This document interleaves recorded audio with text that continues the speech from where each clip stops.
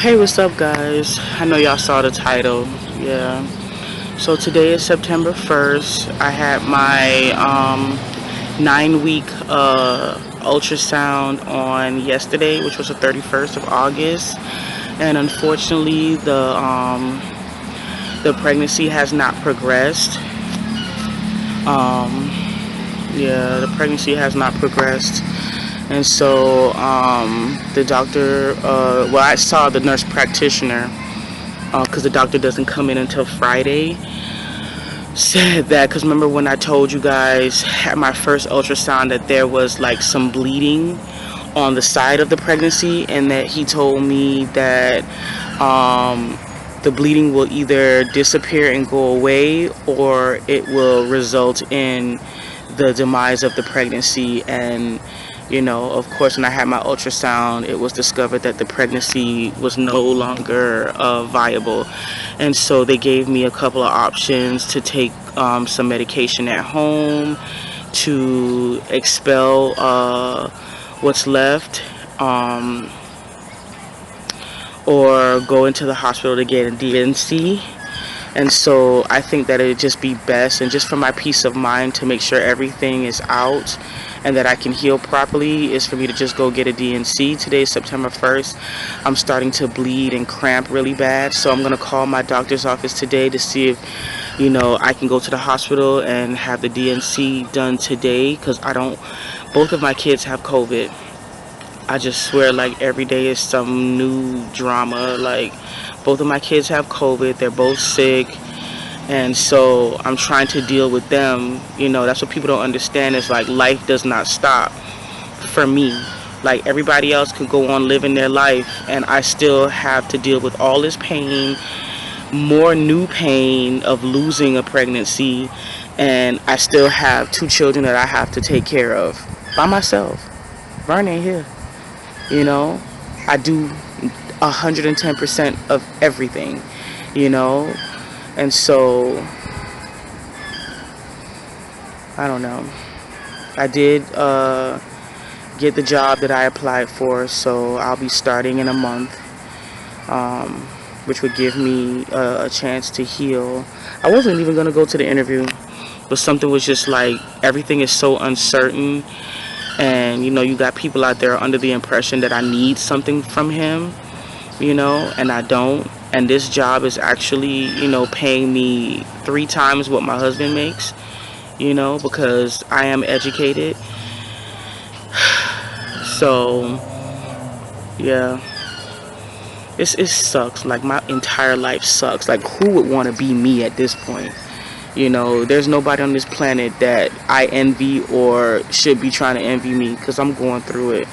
And I cried all my tears yesterday because it was such a crazy thing. In the back of my mind, I kind of knew, because I had like no symptoms. I went from having like hyperemesis, like crazy symptoms to this pregnancy. I had little to no symptoms. And so that was really, really hard for me. I was just like, man, I don't have any symptoms. I started off having symptoms, and then every week the symptoms started to subside. And so it just made me scared, like, oh man, what's going on? My breast tenderness went away, nausea went away, everything just like literally disappeared. But I was still like out of breath, and I don't know. So yeah. So this is my reality and what I'm dealing with. So if I get admitted today, I'll, I guess, let you guys know, like, update you on what's going on while I'm in the hospital. I took them to the park because I had promised Valerian yesterday, because she was upset because she went from my doctor's appointment. I had to go to a job interview, and she was just like stuck in the car with my mom, and she was like begging to go to the park. So I told her, and then Violet's teacher said that she was sick, and I had to keep her home. And so I had to run around getting the medication and all of this stuff while going through all of this stuff. Like, I'm bleeding right now, cramping right now. I'm waiting for my doctor's office to open so that I can, proceed with what I need to proceed with. But like, just because I'm going through what I'm going through, I'm miscarrying right now, and I'm still having to live life and do like life. my kids have to be taken care of, whether I'm going through stuff or not. And that's what the people who are running around gossiping and trying to start trouble, that's what they don't understand, is that I don't sit on the phone with nobody. I don't have time for that. I'm going through hell here, through no fault of my own. I don't bother nobody. I don't do nothing to nobody. And that's what I was trying to explain to Vern. Like, he's heartbroken. He feels crazy, because he blames himself, But, it is what it is. A part of me, I don't know. Oh, Lordy. Hey, what's up, y'all? Today is actually September the 4th. And, yeah, so last night I was in the hospital. Unfortunately, I did lose the pregnancy, and yeah, it's been like a really traumatic experience for me because of all of this stress and all of the craziness that I've been going through for the past few weeks. Being excited about finding out that I'm pregnant, and then a week later finding out that my husband is living this whole double life, cheating, and meeting people off of dating sites and continuing to do so regardless of him being caught, regardless of him being kicked out or whatever, and being able to come back home, and he's still getting phone calls. And it was just so crazy, because let me just go back and tell y'all what happened. Well, this pregnancy was, of course, very different than my other two pregnancies, where I was sick almost immediately and stayed sick for the entire pregnancy. This pregnancy, I was not sick at all.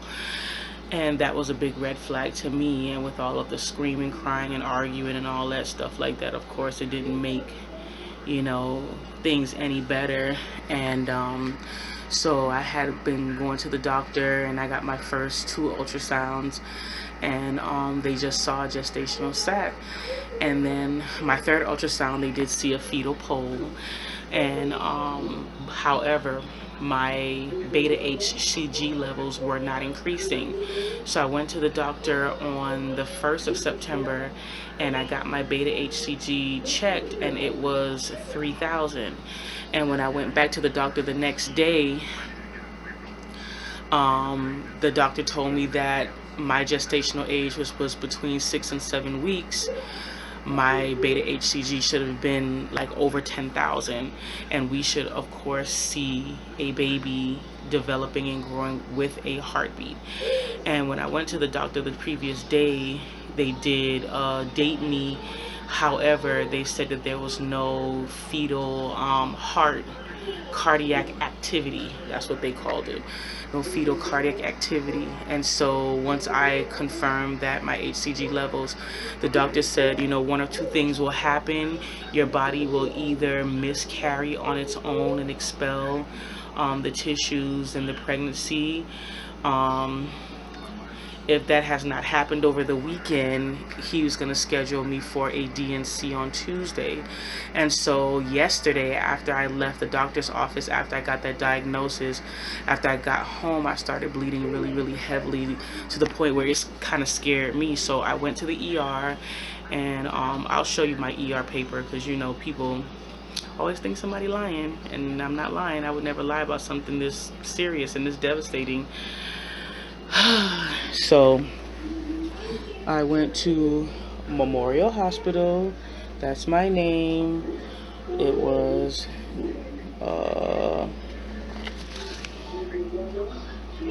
9/3, as you can see, and it says today's visit, vaginal bleeding, diagnosis miscarriage. So yep.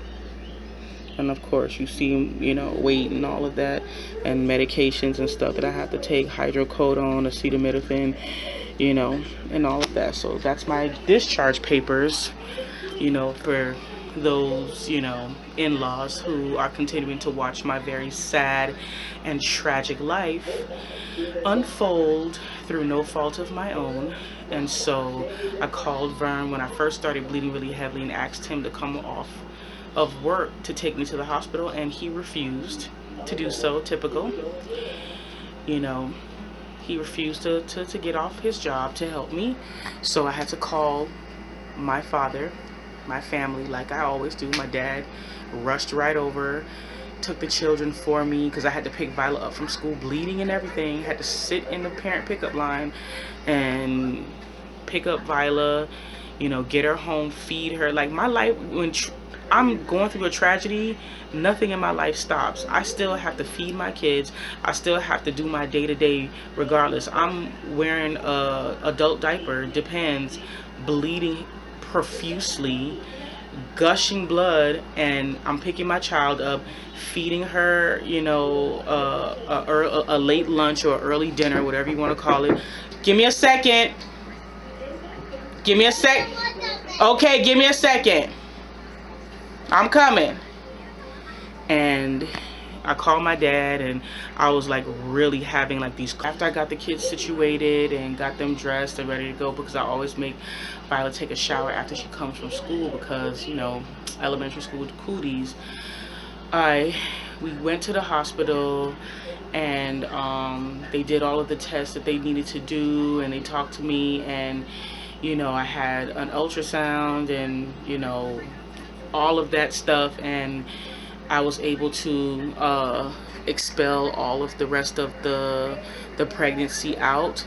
And then the doctor did a pelvic to make sure that, because I was bleeding, I was like, I'm gushing blood, can you like help me? And he was just like, don't worry, that's supposed to happen, just, you know, let it. He was very, because I just broke down in tears, because, you know, you just try to hold it together for so long. You hold it together, and it's just, you understand the reality of your situation, but you're trying to hold it together to communicate with people so that they know how to treat you, you know. And so he was very nice. His bedside manner was A1, was fantastic. He was very sweet, very nice, gave me pads and gave me mesh underwear, and, you know, he really took really good care of me. He did a pelvic exam to make sure that I was not hemorrhaging, which I was not, and he told me that I would be bleeding heavily for the next 48 hours, and that the bleeding, I'm still bleeding really, really heavily right now. I have on adult diapers, you know, the Depends, the nice Depends that they have now. And so he told me I couldn't get my medication because none of the pharmacies had my medication, and so I had to get these, the Advil liquid gels, and so I've been taking 2, and it's been helping. And so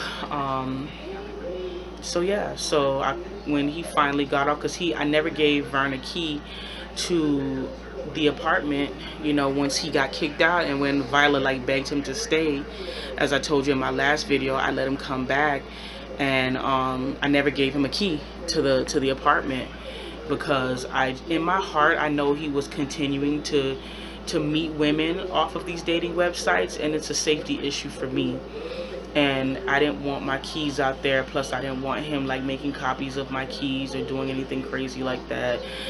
And so when he got off work, I told him to come to the hospital, and I told my dad to get the nurse gave my dad my car keys, because he has to call a car seat, you know, Vern doesn't have a car, you know, and you know, to bring me some clothes or whatever, because I didn't know how long I would be staying, and I had ruined the clothes that I had came in, so I was wearing a hospital gown. And so he got the kids and everything, came back to the hospital, and then once everything was, you know, said and done, they discharged me. And so he picked me up and had an attitude the whole time, did not ask me how I was doing. He complained about being tired, you know, because I got discharged around 8 p.m. at night, and I was just like, well, can you can you drive to CVS so that I could put the prescription in, because it don't even take long, it take like 15 minutes. And he was like, oh my God, I'm so tired. And I was just like, well damn, like I literally just lost our baby, I'm bleeding heavily, and you can only talk about yourself.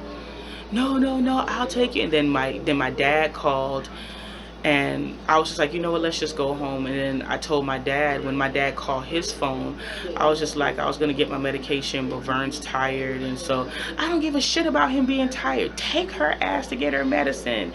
Take her to get her medicine, you know. And so, I mean, he had such a nasty attitude. So I tried to get my medicine. I went to Walgreens and CVS, and they said they were out of that pain medicine. So I just went and got the largest bottle of Advil gel capsules, specifically because those work really well. And so I was just like, well, you know, can you at least stop, you know, to get something to eat, because the kids were hungry and I was hungry. I hadn't eaten anything, and I've been taking all this medication on an empty stomach. And so while we were sitting in the line in the drive-thru, he gets this phone call, and I mean like back to back to back calling, and I'm just like, who is blowing up your phone at 8 o'clock at night? They don't know that you're with your wife and your child? Like, you didn't, you know, get them holes straight? Like, you know, don't call between this time and that time. I mean, you didn't even take off work to take my ass to the hospital. So any conversation that you had to have with anybody outside should have been had before you even met up with me. You know what I'm saying? And so he answers the phone, and it's another woman. Why are you not answering your phone? Blah, blah, blah, blah, blah, blah, blah, blah, blah. And I was just like, take me home. And I'm just like, Vern, like, you're like bordering on you're on the cusp of cruelty. I just lost a baby. I'm still in my hospital gown, just got discharged, bleeding profusely, and you have a woman, a new one from Pennsylvania, different hoes and different area codes. Like, what? I mean, it never stops. Okay, Valerian, stop. And so I was just like, you know, I said, you're just like cruel. Like, this is like borderline, like, this is like abuse. Isn't this some kind of a spousal abuse? To continuously do things to people, and then you don't even hide it. You want me to know. You just put it all out in the open just to like push the dagger in my heart even more. Like, this is ridiculous. I said, you know what? It ain't worth it. You know, you're never gonna change. You chose, and my kid's standing right there. You chose the streets over your kids. And he was just like, well, yeah, your dad was right. I'm not the man for you. And yeah, that's exactly what he said. I'm not the man for you. And, you know, he done got a taste of the streets. So it's just like once you get that first hit of crack, you hooked. And so it's like, now that he done been out and about in the road, it's like, okay, I can't stop now. You know, because he tried to touch me a few days ago, and I was like, no, sir. I don't know where you been. And that's the damn truth. Like, and he was so angry about that. I was just like, how dare you? Like, you still fresh off of the third chick I just spoke to. What do you, like, nah. Oh, you see, you go bringing up the past. It's like the past, nigga. Oh, God. Negro. Sorry, y'all. Sorry, white folks.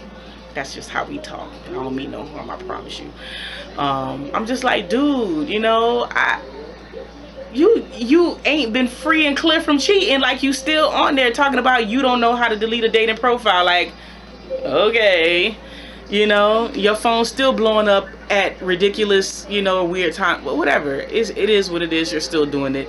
The Lord is telling me that you're still doing it. So it's just like, just go be free, live your life. And, you know, Viola fell apart and was just like, I saw you smoking today. And he's a smoker, and that was another big issue. Like, he hid the fact that he smoked. On my dating profile, it was very clear I did not want a smoker because I'm a non-smoker, and smokers reek.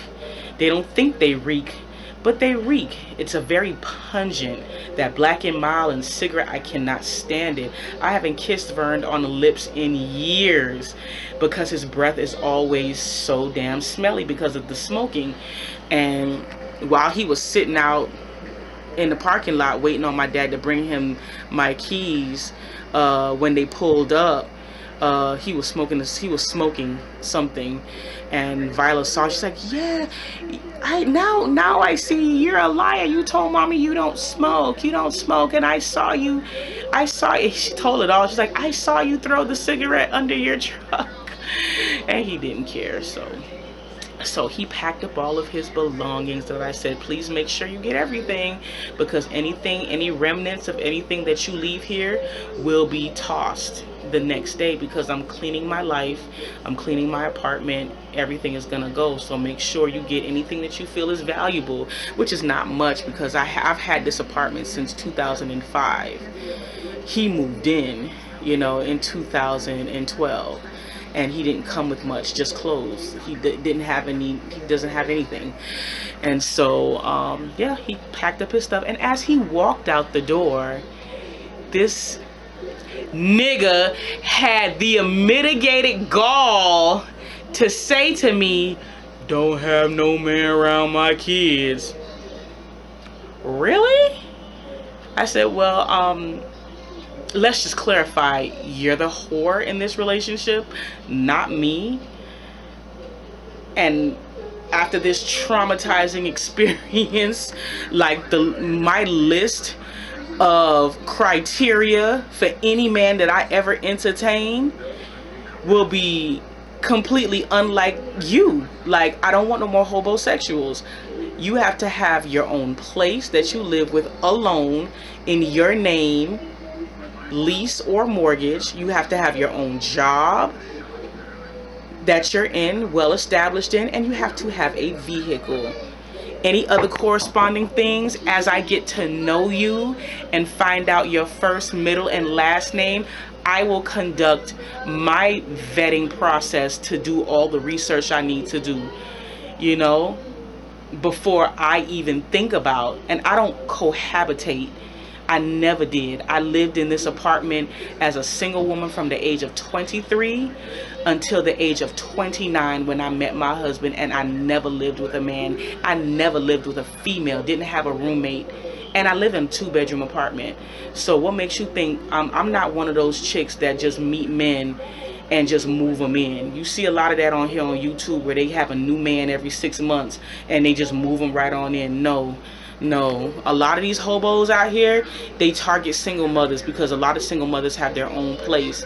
And these deadbeats, they target them, not work. They want to lay up in their house and play video games. And I don't allow video games in my house. This is an educational home.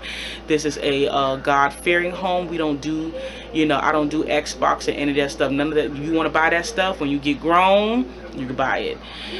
But I don't have that. The kids have their tablets where they watch their little children's shows. But other than that, no. So yeah, he's gone. And so, I mean, I had an emotional moment. Okay, Valerian, I gotta get out of here because Valerian's driving me nuts. No, it's broke. Y'all broke it. They done broke the tablet. It's gone now. That thing froze, and that's it. So this morning I got up and I had my emotional moment, which is gonna happen, and my parents called me, and I just like broke, because I feel like he died. Like a divorce is a death, you know. It's a death of a relationship, it's a death of a family, and that's how I feel on the inside. I feel like it's a death, like he died and he just went away, you know. And you know, I'm bleeding, still bleeding, I'm still in pain. And so all of that is just like, I lost a baby and I lost a husband, and I didn't even do anything. Like 3 months ago, I was literally living a regular life.